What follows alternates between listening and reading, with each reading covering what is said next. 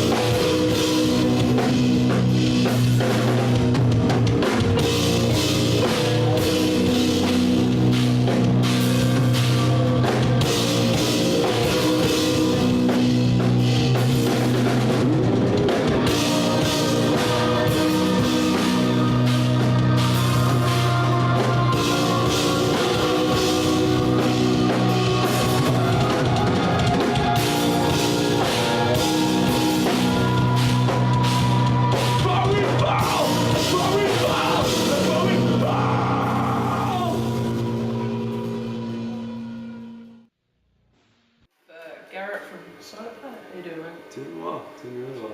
Yeah. How are you enjoying the UK?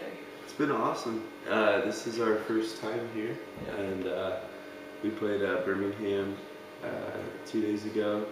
We played in Glasgow yesterday.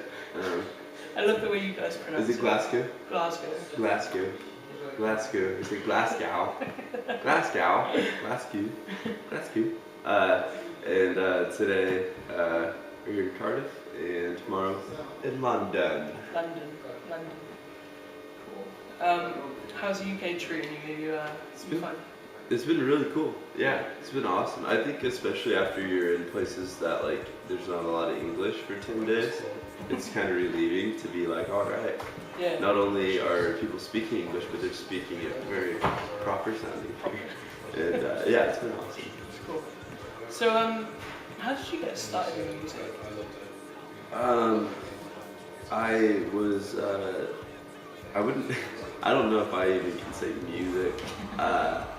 I was 19 and I was living in the dorm, and I was 18 living in the dorms, and I was just kind of like, man, you know, college is great, but I wanted to do something I was really passionate about. In the previous year, I'd gone to Cornerstone and actually seen like Sleeping Giant for the first time, seen For Today for the first time, and saw Fleet for Purging for the 20th time because they were my favorite band. And really decided that was something I was passionate about. So I found some dudes in the dorm rooms, and we started jamming.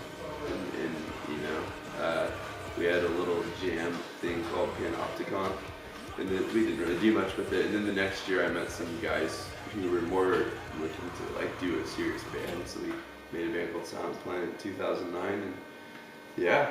Awesome, man. Yeah. So was your initial goal, was it going to be a faith-driven band, or did that just, Yeah, that was definitely the goal from the start of it.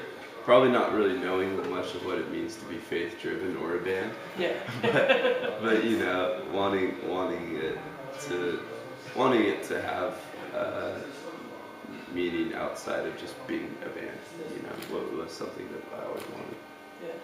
So I noticed online that you're in the middle of recording a second album. Or it's done. It's done. It's like today they sent back the final mixes, and then we sent back like 2 tiny, like quarter-second changes, and so it's like pretty much done. Do you know when we can expect a release? Yeah, July 1st. Yeah. Nice. What's the album called?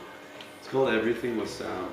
I don't know if I've actually said that yet, but you got it. Oh, yeah, that exclusive? Breaking news.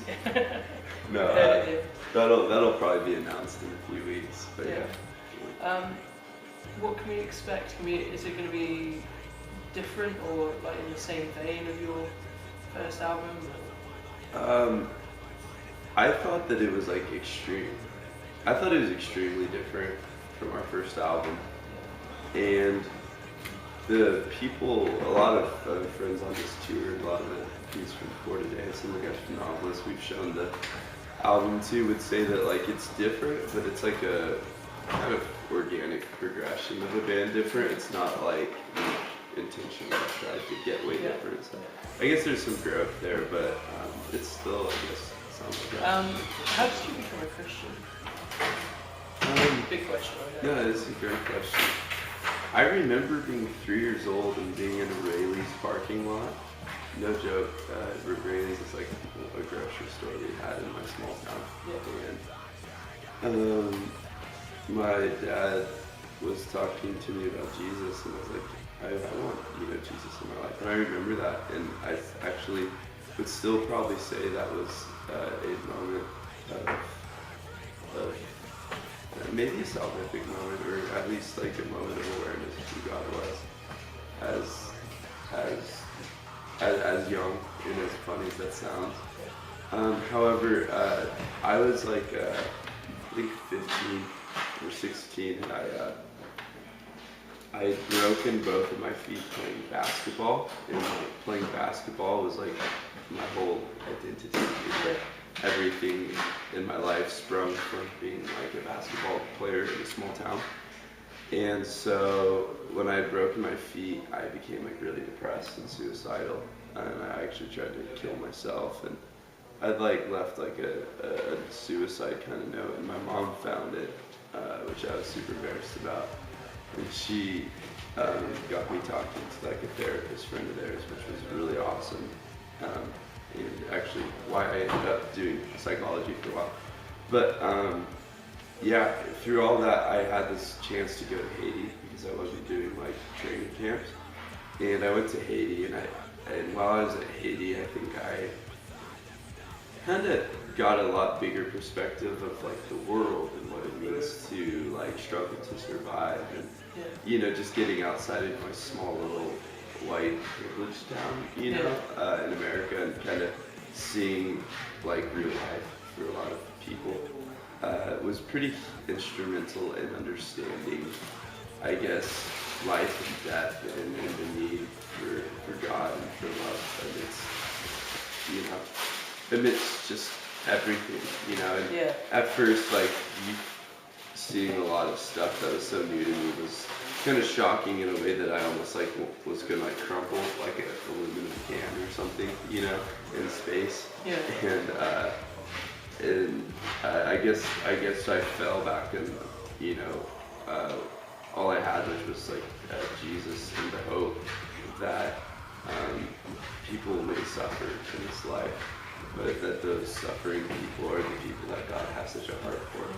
And understanding that kind of upside down kingdom is something I was able to do, I guess, maybe more so in the context of like Haiti and third world. So I guess that time when I was 15, 16, I would say I came to know Jesus in maybe more of an adult way that I still carry with me. Have you got any advice for people suffering with like depression or kind of? Yeah. Definitely. I would say if you are going through depression, that you will go through long periods of time where you feel like no one can understand what you're going through, and possibly that no one has any interest or wants to understand what you're going through. And that is part of the depression, and that's also a very great big lie.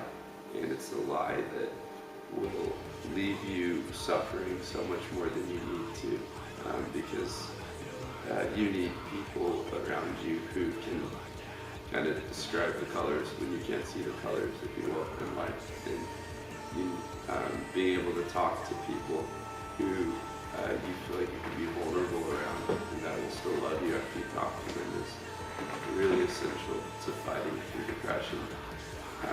Because sometimes just getting out of bed in the morning can be really hard for people that are going through depression.